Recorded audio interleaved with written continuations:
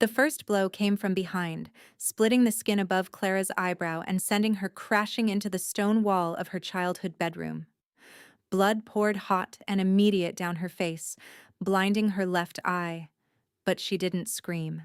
She'd learned months ago that screaming only encouraged them. Traitor's whore! Nikolai's voice slithered through the ringing in her ears. Her brother, her own brother, stood over her with his fist still raised, his knuckles wet with her blood. Did you think father wouldn't find out? Did you think you could hide what you've been carrying? Clara pressed her back against the wall, one arm wrapped protectively around her swollen belly.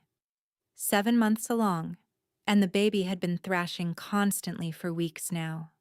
Violent movements that left her bruised from the inside, that made the healers shake their heads and mutter about incompatible bloodlines. Right now, her child writhed like it was trying to claw its way out of her body. "I haven't done anything," she gasped. "Marcus was loyal. He would never—" "Marcus is dead." Nikolai smiled, and something in Clara's chest collapsed. "Found his body this morning in the eastern woods. Looks like he was trying to run. Guilty conscience, perhaps." No, that wasn't possible. Marcus had kissed her goodbye just last night, had pressed his palm to her belly and promised he'd return before dawn. He'd been gathering evidence, he'd said. Evidence of what Nikolai was really planning. And now, he was dead. "You killed him." The words scraped out of her throat like broken glass. "You murdered my mate." Nikolai's boot connected with her ribs. Clara doubled over, choking on pain, and her baby convulsed inside her with such force that she nearly vomited. The distress flooding through her womb felt like her child was screaming, though it had no voice, no way to express the terror that pulsed through their shared blood. "I executed a traitor," Nikolai said calmly, "just as I'll execute you. Father has already signed the order." Clara looked up at him through the curtain of blood obscuring her vision. Her wolf pressed against her skin, weak from months of suppression but still snarling, still desperate to fight. But she couldn't shift. The baby was too far along, and a transformation now would kill them both. "The child has power." Nikolai crouched down to her level, his amber eyes, so like their father's, so like their grandmother's, gleaming with something that looked almost like hunger. "Grandmother's gift, passed down through your bloodline. The healers confirmed it. Do you have any idea how valuable that makes the brat in your belly?" Understanding crashed through Clara like ice water. This wasn't about treason. It had never been about treason. "You want my baby. I want what's mine by right." Nikolai's hand shot out, gripping her jaw hard enough to bruise. "You were always the favorite. Always the one grandmother doted on. She should have chosen me to carry her legacy, not you. Not your worthless offspring." Clara spat blood in his face. He backhanded her so hard her head cracked against the stone wall. Stars exploded across her vision, and for a moment she thought she might lose consciousness. But her baby's frantic movements kept her anchored to awareness, the pain inside her almost worse than the pain outside. "The execution is at dawn," Nikolai said, wiping her blood from his cheek with casual disgust. "You'll be publicly condemned as a traitor, and your pregnancy will be extracted before you die. Father's healers assure me the child can survive early removal. It might even be grateful someday to be raised by someone worthy." He left her bleeding on the cold floor of her childhood bedroom, the room where she'd played as a girl, where she'd dreamed of mates and pups and happiness. The door locked behind him with a sound like a coffin closing. Clara lay there for what felt like hours, one hand pressed to her belly as her baby thrashed and writhed. The violence of the movements had grown worse over the past months, each kick and twist more desperate than the last. The healers called it rejection syndrome. They said her child's power was too strong for her human body to contain, that the baby would tear her apart from the inside before it was ever born. But Clara knew the truth. Her child wasn't rejecting her. Her child was afraid. It had started when Marcus first brought her evidence of Nikolai's scheme, documents showing he'd been systematically eliminating anyone who might challenge his claim to succession. Their older brother, dead in a hunting accident. Their aunt, poisoned at a feast.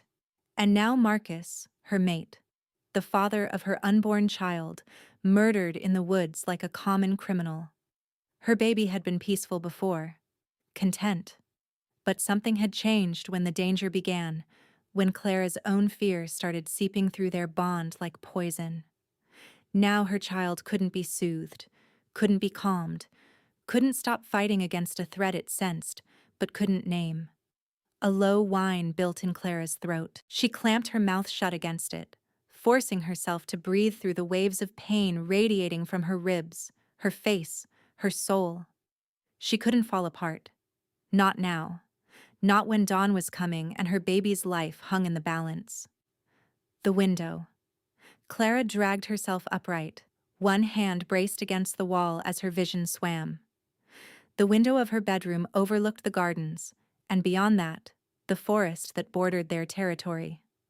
Nikolai had always underestimated her, had always seen her as soft, as weak, as nothing more than a vessel for power he coveted. He'd forgotten that vessels could run. Her fingers found the latch, slick with blood that made the metal slippery. Her ribs screamed in protest as she pushed the window open, cold night air rushing in to sting her wounds. The drop was 15 feet at least, onto grass that might cushion her fall or might snap her legs like dry kindling. Her baby kicked hard enough to steal her breath. "I know," Clara whispered, pressing her palm to her belly. "I know, little one, but we have to try." She climbed onto the windowsill, every muscle in her body protesting. Blood dripped from her face onto her sleeping gown, and the world tilted dangerously around her. Below, the gardens waited in silver moonlight, beautiful and deadly. Clara jumped. The impact drove the air from her lungs, but she rolled the way Marcus had taught her, protecting her belly even as her shoulder took the brunt of the fall. Pain exploded through her arm, but nothing broke. Nothing except the certainty she'd once had that her family would protect her. She ran, through the gardens, past the fountains where she'd played as a child, across the boundary stones that marked the edge of Shadowfang territory. Her bare feet bled on rocks and roots, and her baby thrashed so violently she had to stop twice to vomit. But she kept moving, away from the home that had become a prison, away from the brother who wanted her dead. She didn't know how long she ran. Time blurred into a haze of pain and terror, her wolf howling inside her skull, her baby convulsing in her womb. The trees grew unfamiliar, the landscape foreign, and still she pushed forward. If she stopped, she died. If she stopped, her child died. The border of the Iron Kingdom rose before her like a wall of shadow. Clara had heard stories about the Alpha King who ruled here. Tobias Ironwood. They called him the Cold King, said he'd killed his own father to claim the throne, said he showed no mercy to trespassers. But mercy wasn't what Clara needed. She needed distance between herself and Nikolai. She needed time to figure out how to save her baby. She needed to survive until dawn. Her legs gave out 3 steps past the border stones. Clara collapsed into the frost-stiff grass, one arm still wrapped around her belly as darkness crept in from the edges of her vision. Above her, the stars wheeled in their ancient patterns, indifferent to the bleeding woman dying beneath them. Her baby went still. For one horrible moment, Clara thought the worst, but then she felt it, a flutter of movement, gentle as butterfly wings. Not thrashing, not fighting, just waiting. As if something had changed, as if something was coming. The last thing Clara saw before unconsciousness claimed her was torchlight approaching through the trees, and the silhouette of wolves running toward her through the darkness. Consciousness returned in fragments. The cold was gone, replaced by warmth that seeped into her bones like honey, thick and slow. Clara became aware of softness beneath her. fabric that whispered against her skin when she shifted. Not the stone floor of her childhood bedroom, not the frost-stiff grass where she'd collapsed. Silk. She was lying on silk sheets. Her hand moved instinctively to her belly, fingers splaying across the curve of her pregnancy, and relief flooded through her when she felt the gentle flutter of movement beneath her palm. Her baby was alive, still there, still calm. Clara's eyes flew open. The room swam into focus slowly, all dark wood and amber firelight. Tapestries hung on the walls depicting wolves running through autumn forests, and heavy curtains blocked what she suspected was daylight. Everything smelled of pine and something deeper, muskier, a scent that made her wolf stir for the first time in months with something other than fear. And there, in a chair beside her bed, sat a man. He was watching her with eyes the color of aged whiskey, amber shot through with gold that seemed to catch the firelight and hold it prisoner. Dark hair fell across his forehead in careless waves, and shadows carved themselves into the planes of his face. A strong jaw, a straight nose, cheekbones that could cut glass. He was beautiful in the way that storms were beautiful, in the way that mountains were beautiful. Terrifying and magnificent and utterly still. Clara's wolf pressed forward with such sudden force that she gasped. The man's nostrils flared, his pupils contracted, then expanded, bleeding to gold around the edges as his breath caught audibly in his chest. She watched his fingers tighten on the arms of his chair, knuckles going white against the dark leather. "You're awake." His voice was rough, scraped raw, as if he'd been silent for too long. 3 days. You've been unconscious for 3 days. 3 days. Clara tried to process that, tried to make sense of the math, but her mind kept sliding sideways into the sensation building in her chest.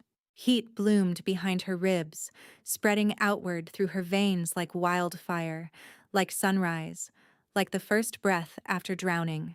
Her skin prickled with awareness of him, the breadth of his shoulders, the size of his hands, the way the firelight painted shadows in the hollow of his throat.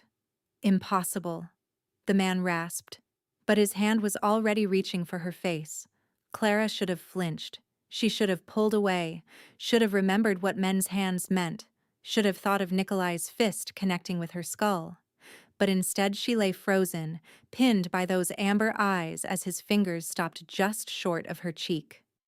Close enough that she could feel the heat radiating from his skin. Close enough that her wolf keened with desperate longing.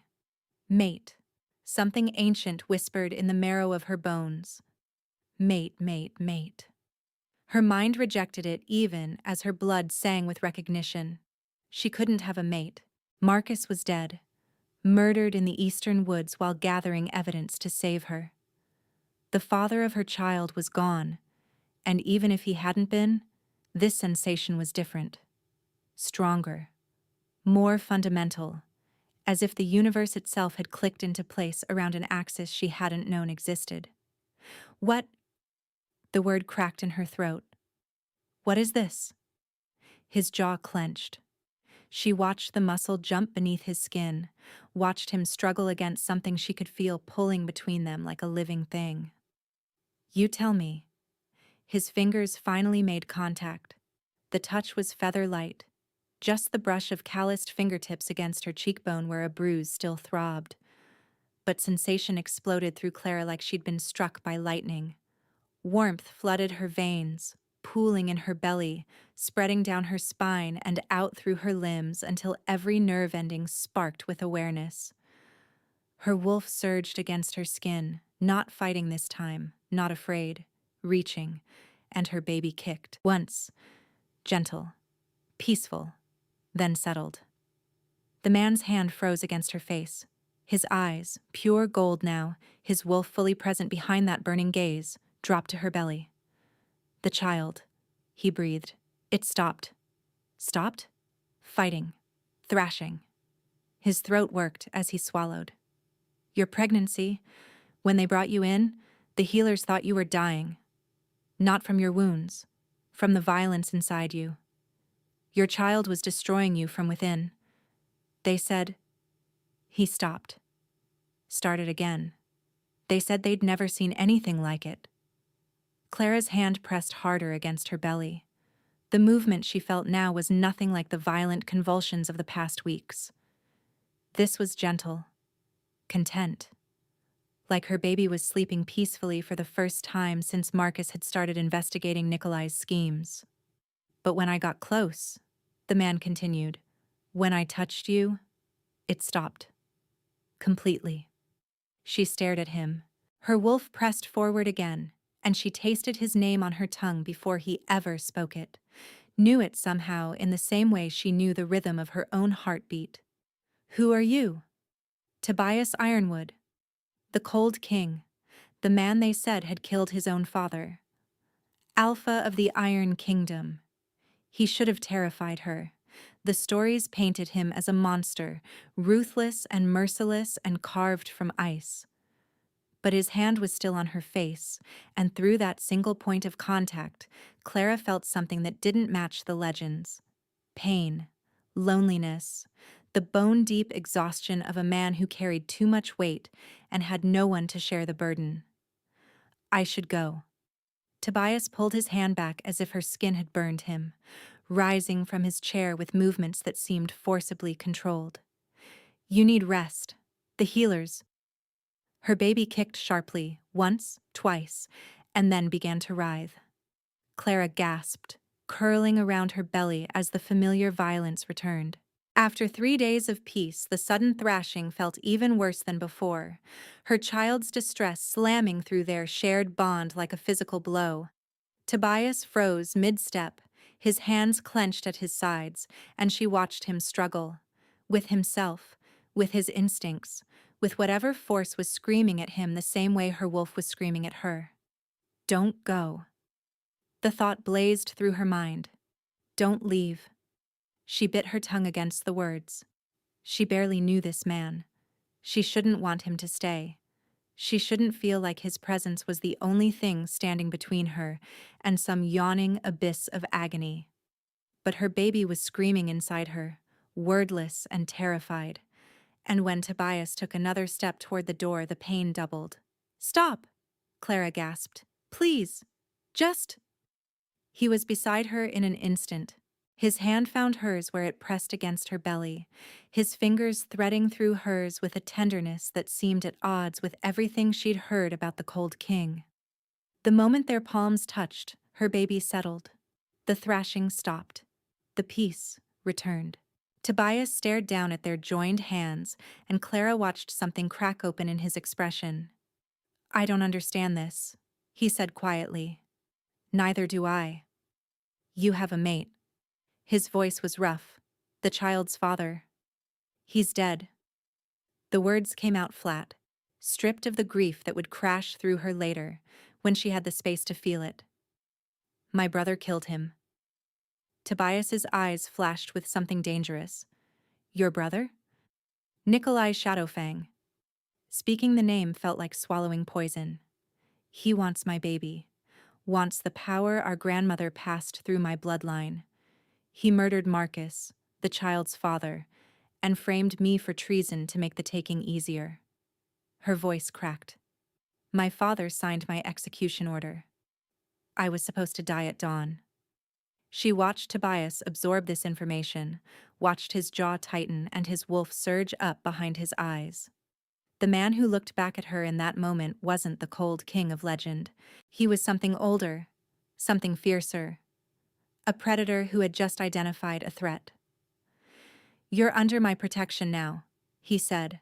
Whatever you were before, whatever they accused you of, here, you are an honored guest of the Iron Kingdom. No one will touch you. Clara wanted to believe him. Her wolf pressed forward, desperate to accept the safety he offered. But she'd learned hard lessons about trusting powerful men, about believing pretty words that turned to poison. What do you want in return? Tobias flinched as if she'd struck him. Nothing. Everyone wants something. I want... He stopped, his hand still covering hers on her belly. I want to understand why my wolf is screaming at me to protect you. Why your child goes calm only when I'm near. Why I feel like I've been waiting my entire life for a woman I've never met to open her eyes and look at me. Clara's breath caught in her throat. But I don't need to understand, Tobias continued, his voice dropping lower. And I don't need anything from you. You can stay here as long as you need. Eat my food, use my healers, recover your strength. When you're well enough to travel, I'll help you disappear somewhere your brother will never find you. You owe me nothing. Not explanation, not gratitude, not— His eyes darkened. Not your body, not your bond. Nothing. He pulled his hand away slowly, watching her baby to make sure the calm remained. It did, fading slightly without his touch, but holding. I'll be in the hallway, he said, close enough that your child stays settled. Far enough that you have privacy. Sleep. He moved toward the door again, and this time Clara let him go. But she couldn't stop herself from asking, why? Why would you do this for a stranger? Tobias paused with his hand on the door handle. He didn't turn around. Because someone should have done it for me once, and no one did. Then he was gone, and Clara was alone with the ghost of his warmth on her skin and the terrifying certainty that everything had changed. She dreamed of fire that night, dreamed of wolves running through forests of silver birch, of a bond that burned in her chest like a second heart. She dreamed of Nikolai's face, twisted with fury, as he watched something slip through his fingers. She dreamed of Marcus, gentle Marcus who had held her in the dark and promised they would survive this together. She woke gasping, her baby thrashing, and found Tobias asleep on the floor beside her bed. Not in the hallway. On the floor, wrapped in a thin blanket, his massive frame curled awkwardly against the stone, as if he'd tried to leave and couldn't, as if something kept pulling him back. Her baby settled the moment she registered his presence. Clara lay very still, watching him sleep. His face was softer in rest, younger somehow, the harsh lines of the cold king melting into something almost vulnerable. One of his hands was stretched toward her bed, fingers brushing the edge of her blanket. She should wake him. She should demand an explanation, should be afraid of this man sleeping inches away while she was vulnerable and pregnant and wounded. Instead, she reached out and touched his fingers. Tobias's eyes opened. Gold bled through amber, and for a heartbeat, his wolf stared back at her, ancient, possessive, utterly focused. Then he blinked, and the man returned. "You're on the floor," Clara whispered. "Your baby's distress returns when I leave the room." His voice was rough with sleep. "I tried the hallway. You woke screaming twice before midnight." She didn't remember that. Only the dreams, the fire, the terror. "So you slept on the stone floor for 3 nights?" "4, technically. You've been out longer than I told you." He pushed himself upright, and Clara watched the way he moved. Careful, controlled, like he was afraid of startling her. "I can go back to the hallway if my presence disturbs you. The nightmares seemed to ease when I was closer." The consideration undid her. She thought of Nikolai, who had seen her pregnancy as an opportunity to seize power. Of her father, who had signed away her life without a second thought. Of Marcus, sweet Marcus, who had loved her but couldn't save her. And then she thought of this stranger, this cold king, sleeping on stone to keep her baby calm, offering protection without demanding payment, treating her like a person instead of a problem to solve. "Stay," she heard herself say. "Please." Tobias's breath caught. His eyes searched her face, looking for something. Trap, manipulation, lie. Whatever he found there seemed to satisfy him, because he nodded slowly. "I'll stay." Her baby kicked once, gently, and settled deeper into peace than Clara had felt in months. She closed her eyes against the sting of tears she couldn't explain. She slept without nightmares for the first time since Marcus died. Clara woke to sunlight streaming through heavy curtains and the unfamiliar sensation of safety.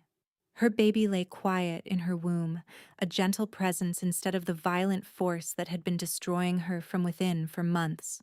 She turned her head on the silk pillow and found Tobias's place on the floor empty, the thin blanket folded with military precision. The absence of him registered as a physical ache in her chest. Her wolf stirred, pressing against her ribs with restless energy, searching for something she couldn't name. The baby shifted, a flutter of movement that held none of the desperate thrashing she'd grown to dread. A knock at the door made her push herself upright, one hand instinctively cradling her belly. "Come in." A young woman entered carrying a tray laden with food, warm bread, sliced fruit, a pot of tea that smelled of honey and herbs. She wore the simple gray dress of palace staff, but her eyes were kind as she set the tray on the bedside table. "The Alpha asked me to ensure you ate," she said softly. "He was called away to court business this morning, but he left instructions that you're to rest." She hesitated, then added, "He also said to tell you he'll return before the evening meal, that you shouldn't worry." Clara's throat tightened. She couldn't remember the last time someone had thought to reassure her. "Thank you. What's your name?" "Mira, my lady." The girl bobbed a curtsy. "I've been assigned to attend you during your stay, if you need anything at all." "Just Clara." The formal address felt wrong, a title she'd lost the moment her father signed her death warrant. "I'm not a lady. I'm just—" She didn't know how to finish that sentence. A refugee. A fugitive. A woman carrying a child whose father lay dead in the eastern woods. Mira's expression softened with something that might have been understanding. "You're the Alpha's guest. My law, Clara. That makes you important." She moved toward the door. "I'll return in an hour to draw you a bath if you'd like. The healers said you should be well enough to walk short distances today." After she left, Clara forced herself to eat despite the knot in her stomach. The food was simple but well prepared, and her baby seemed to settle even deeper into contentment as warmth spread through her belly. She found herself wondering if Tobias had chosen the menu himself, if he'd thought about what a pregnant woman might need after days of unconsciousness. The consideration undid her all over again. She was still sitting in bed, her hand resting on the curve of her belly, when the door burst open without warning. "So you're the stray Tobias dragged in from our borders." The woman who swept into the room was tall, angular, with silver-streaked hair pulled back in an elaborate style that spoke of wealth and status. Her eyes were ice blue and sharp as broken glass, and she wore a gown of deep crimson that seemed designed to intimidate. Everything about her screamed authority and contempt. Clara's wolf snarled in warning, pressing against her skin with hackles raised. Her baby stirred, the first hint of distress since Tobias had left the room. "I'm Lady Margot Coldwell," the woman announced, not waiting for Clara to respond. "I oversee the domestic affairs of this palace, and I've served the Ironwood Pack for 30 years, which means I know exactly what you are." Clara forced herself to meet those cold eyes without flinching. "And what am I?" "A Shadowfang spy sent to compromise our Alpha's judgment." Margot's lip curled. "Don't think I haven't seen the way he looks at you. The way he's abandoned his duties to sit vigil at your bedside like some lovesick pup. Tobias has never shown interest in anyone, and suddenly he's enchanted by a pregnant refugee who appeared out of nowhere? I'm not a spy." Clara's voice came out steadier than she felt. "I fled my pack because they tried to kill me." "How convenient." Margot prowled closer, her gaze dropping to Clara's swollen belly. "And the child? Whose is it?" "Some Shadowfang warrior sent to breed you. Create an heir with your grandmother's bloodline power?" The words hit like a physical blow. Clara's hand tightened protectively over her stomach as her baby's distress grew, tiny movements becoming sharper, more agitated. My child's father is dead. The admission scraped through her throat like glass. Murdered by my own brother.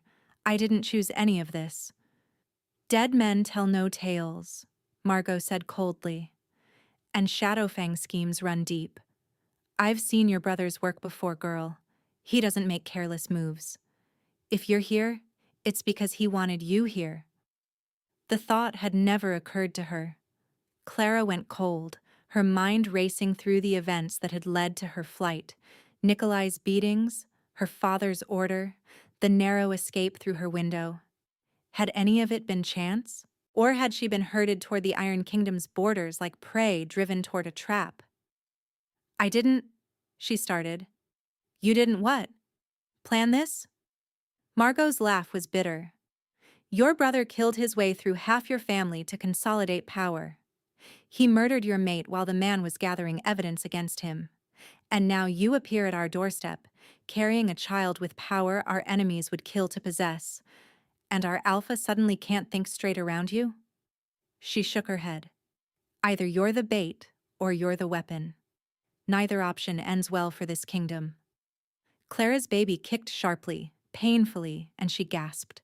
The calm that Tobias's presence had brought was fracturing, cracks spreading through the peace as fear and doubt wormed their way in. She pressed both hands to her belly, trying to soothe the child, but the violence was building again, the same desperate thrashing that had been killing her for months. Get out, she whispered. I'll leave when I've said my piece. Margot stepped closer, close enough that Clara could smell her perfume, something cold and floral. I don't know what game you're playing, but I will protect this pack. If I find evidence that you're working with your brother, that any of this is a scheme to destroy Tobias, get out. The voice came from the doorway, and it was not Clara's. Tobias stood framed in the entrance, his massive shoulders filling the space, his eyes burning with pure gold. The cold king was gone. In his place stood something older, something primal, a wolf barely contained in human skin. The room seemed to grow darker around him, shadows pooling at his feet like living things. My lord, Margot said, and for the first time her composure cracked. I was merely... You were threatening a pregnant woman under my protection. Tobias moved into the room with predatory grace, each step deliberate, controlled. You were causing her child distress. You were questioning my judgment in my own home. Someone must question it. But Margot's voice had lost its edge. You've known this woman for days, Tobias. Days. And already you're sleeping on her floor like a guard dog, neglecting your duties to the pack. She is my mate. The words dropped into the silence like stones into still water. Clara felt them ripple through her, felt her wolf surge forward with a desperate keen that she barely contained. Her baby stilled instantly, the violent thrashing settling into peaceful calm. Margot's face went white. That's impossible. She's Shadowfang. She's carrying another man's child.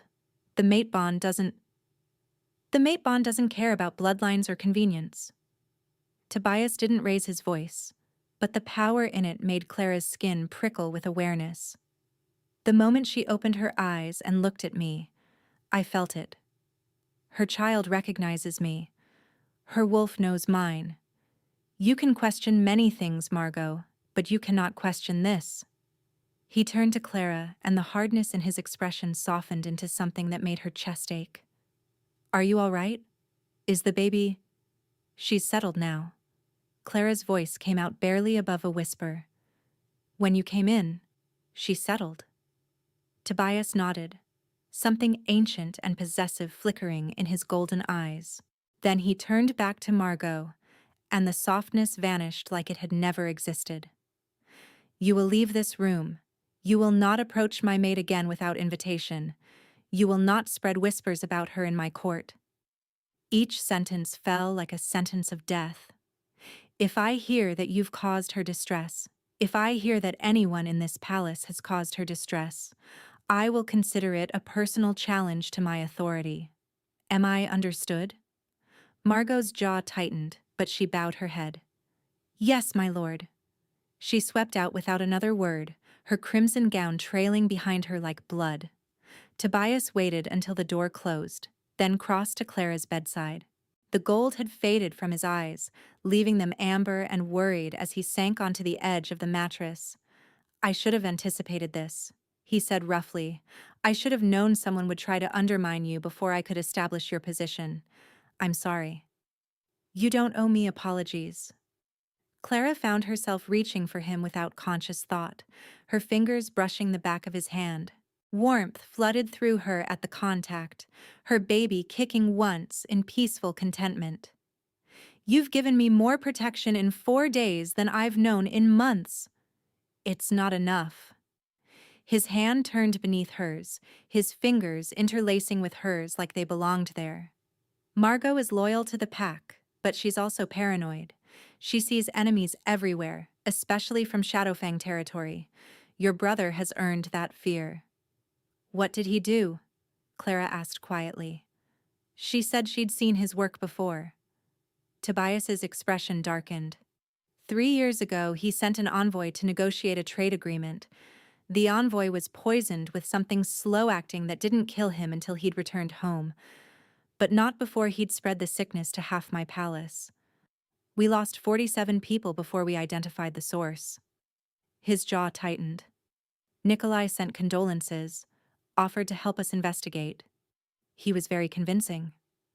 47 people. Clara thought of her aunt, poisoned at a feast. Her older brother, dead in a hunting accident that had never felt quite right. Marcus, killed in the eastern woods while gathering evidence that might have saved her. He murdered everyone who got in his way, she whispered. Everyone who stood between him and power. And I was next. Not anymore. Tobias's grip on her hand tightened. He would have to go through me to reach you now, and I don't intend to let him try. Clara searched his face, looking for the catch, the price, the thing he would eventually demand in return. She found nothing but fierce determination and something that might have been tenderness. Why? The question escaped before she could stop it. You said the mate bond doesn't care about convenience, but that doesn't mean you have to accept it. I'm pregnant with another man's child. I'm a fugitive from a pack that tried to murder me. I come with more problems than any alpha should want to inherit. Why not just let me go? Tobias was quiet for a long moment. His thumb traced slow circles on the back of her hand, and Clara felt each touch like fire across her skin. Because when I look at you, he said finally, I see someone who should have broken under the weight of everything she's survived. But you didn't break. You climbed out a window with shattered ribs and ran barefoot through the frost because surrender wasn't an option. His eyes met hers, and she saw her own wonder reflected back at her. I see someone whose own brother tried to destroy her, whose father signed her death warrant, who watched her mate murdered, and she's still here, still fighting, still protecting her child. He raised her hand to his lips and pressed a kiss to her knuckles that sent heat spiraling through her veins. I spent years building walls to keep everyone out, he admitted. They called me the Cold King because I refused to let anyone close enough to hurt me. But you walked into my kingdom half dead, and every wall I'd built started crumbling the moment you opened your eyes. Clara's breath caught. Her wolf pressed forward, whining with the need to close the distance between them, to bury her face in his throat and breathe him in.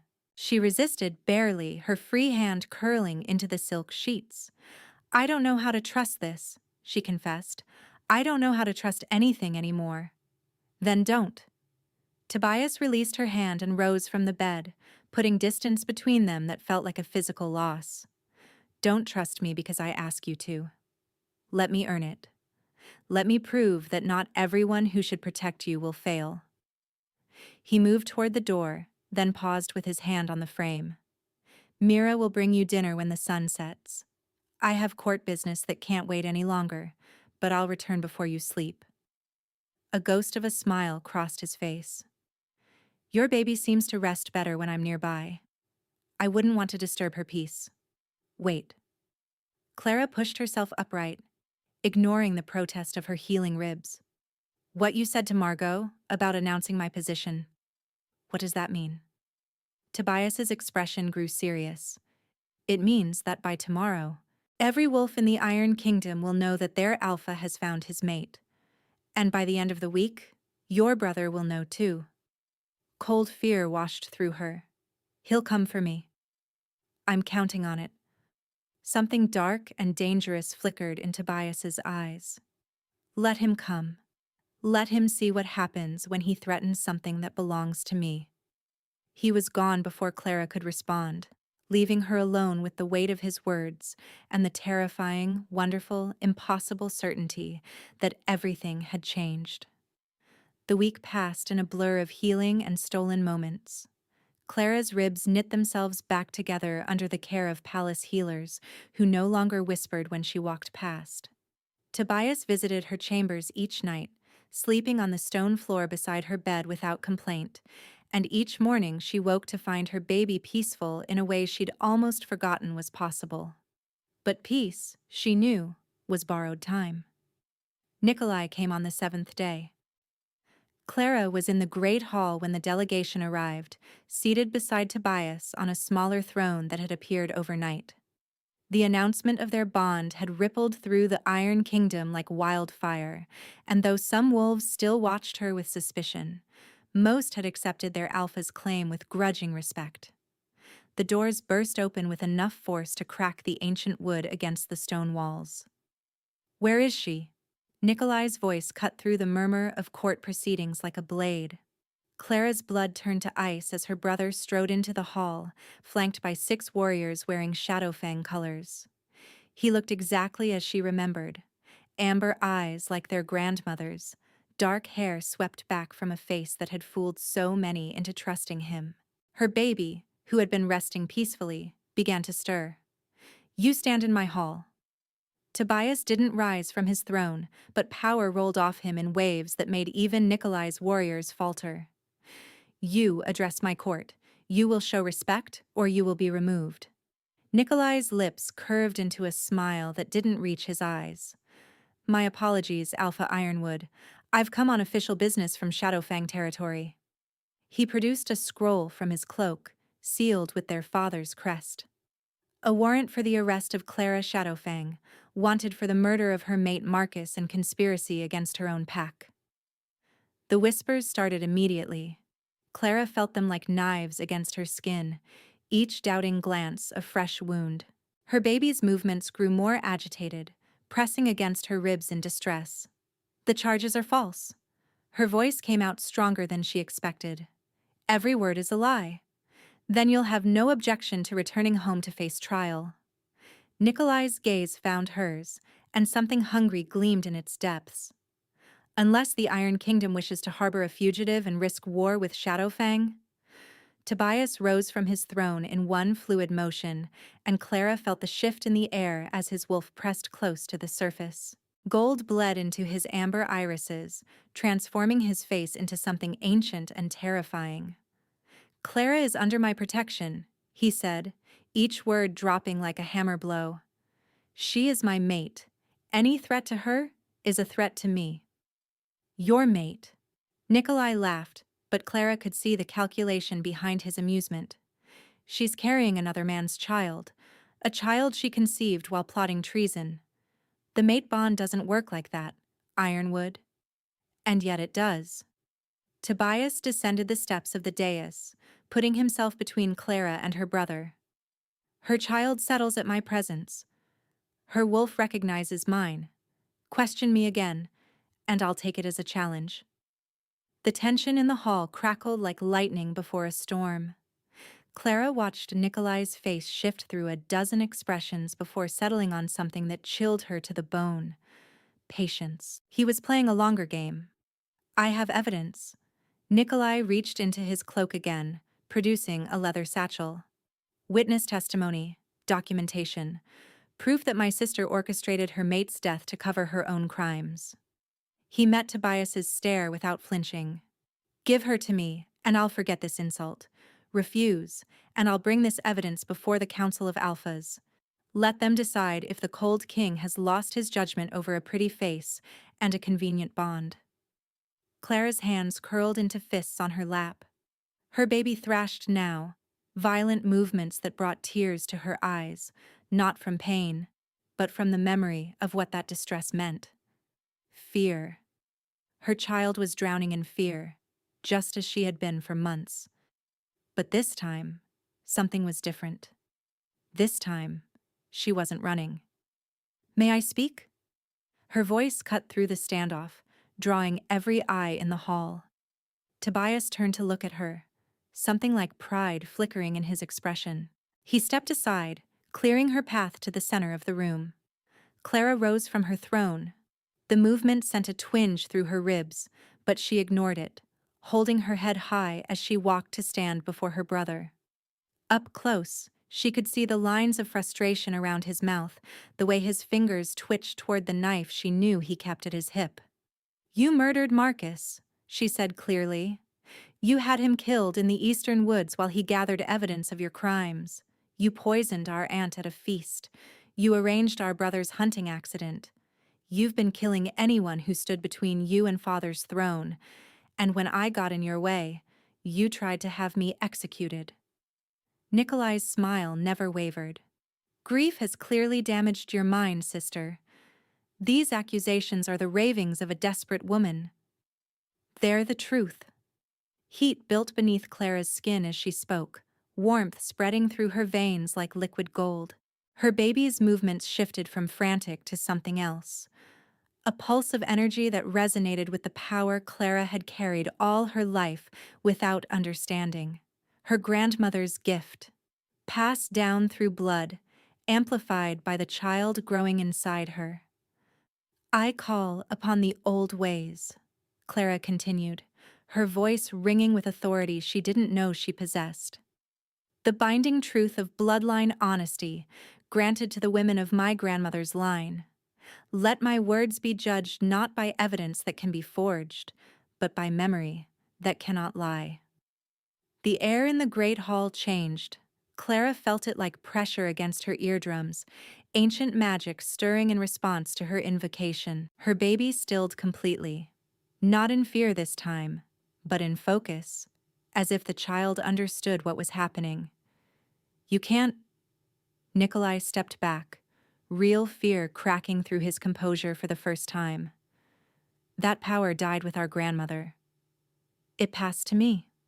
Clara met his eyes, holding them with her gaze as warmth flooded every nerve in her body. "And now everyone will see what you truly are." The memories came like a wave. Clara felt them pour out of her, projected into the space between them where every wolf in the hall could witness. Marcus's face in firelight as he showed her the documents. Her brother's hunting accident, glimpsed through a servant's terrified eyes. Their aunt choking at the feast while Nikolai smiled.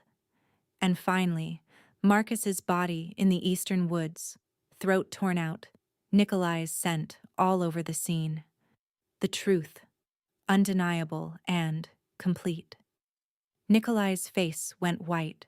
His warriors shifted uncertainly, several taking steps away from their leader as the weight of his crimes settled over them. The entire court had gone silent, watching the projection of memories fade like morning mist. "You see it now," Clara said quietly. "All of you. Every lie he told. Every life he took." For a long moment, no one moved. Then Nikolai lunged. The blade appeared in his hand so quickly Clara barely saw it.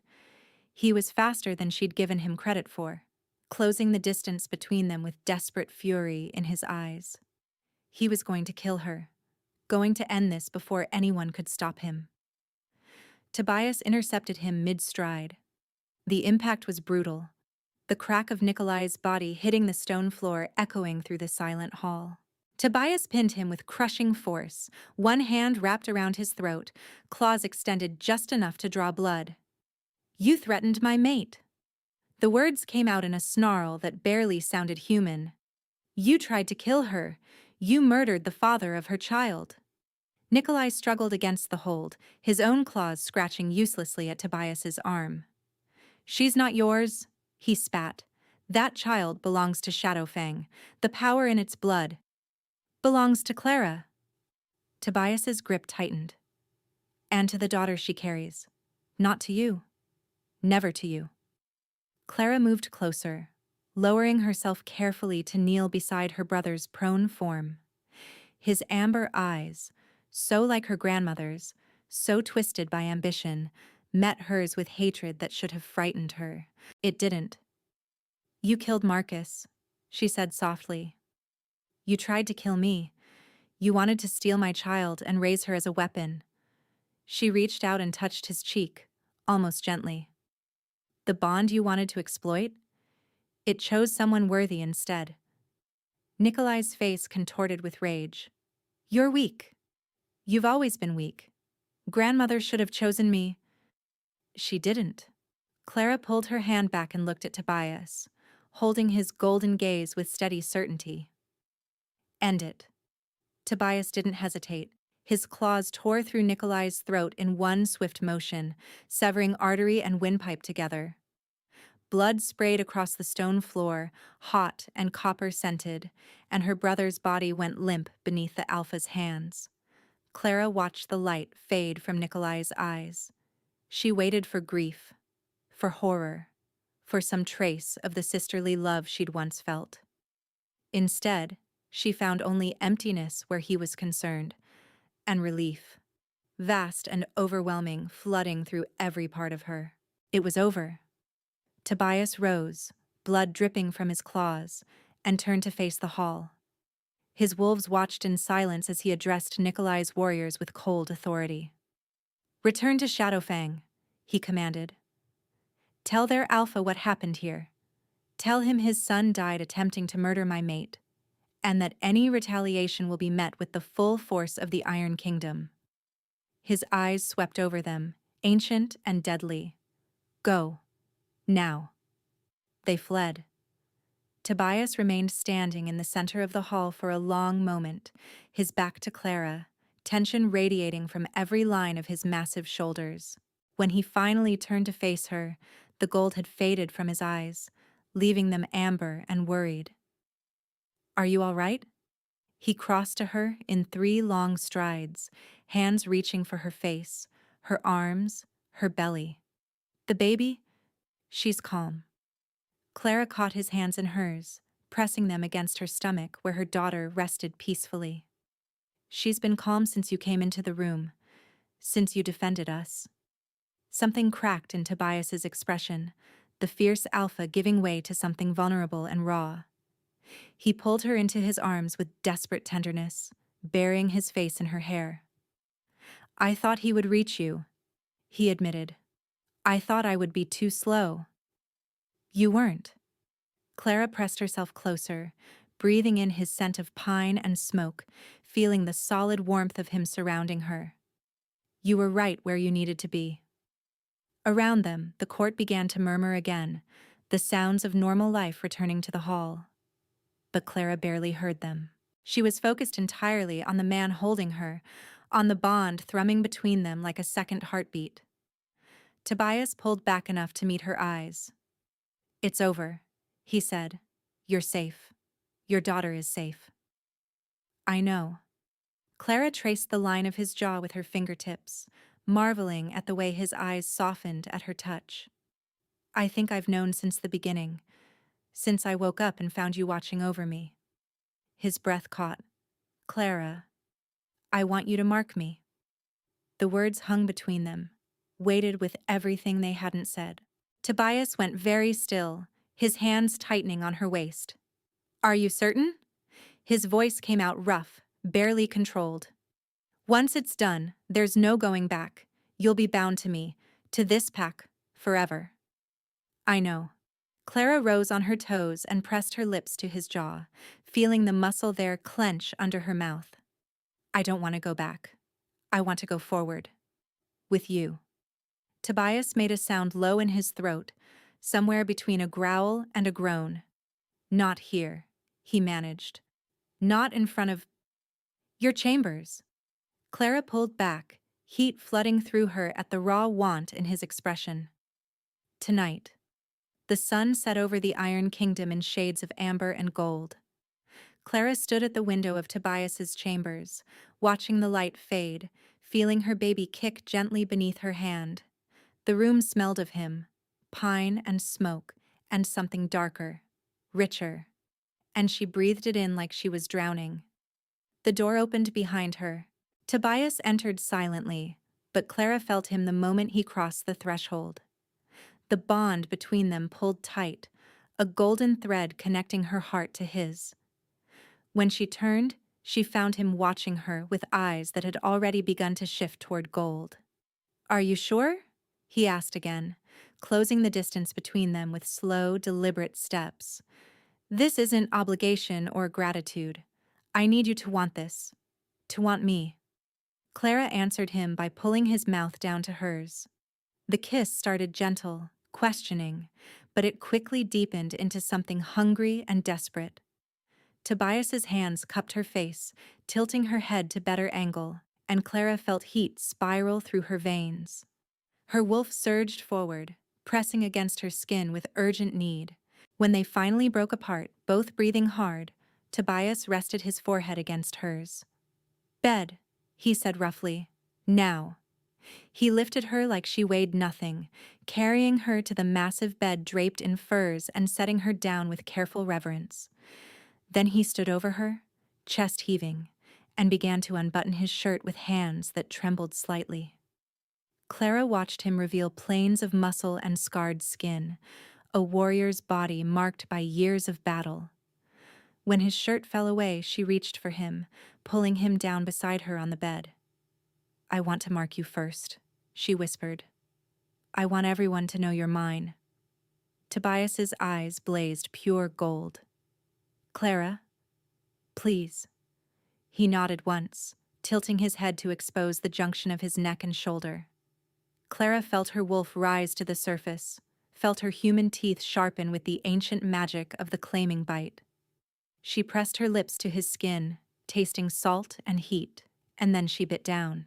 Blood flooded her mouth, rich and coppery, and the bond between them exploded into brilliant sensation. She felt his emotions pour into her, devotion so fierce it stole her breath, protectiveness that burned like fire, desire that made her entire body ache with answering need. He groaned beneath her, his hands fisting in her hair, holding her close as she completed the claim. When she finally pulled back, she saw her mark on his skin, a perfect crescent of teeth, already beginning to scar into permanence. "My turn," he growled. Tobias rolled her beneath him, bracing himself over her with powerful arms. His eyes traced down her body with hungry appreciation before settling on her throat. Clara tilted her head back, offering herself, and felt his breath hitch. "Mine," he whispered against her skin. His fangs pierced her flesh at the junction of neck and shoulder, and Clara cried out as sensation crashed through her. Pain blazed bright and immediate, but it transformed almost instantly into pleasure that arced through every nerve. Through the completing bond, she felt everything he felt.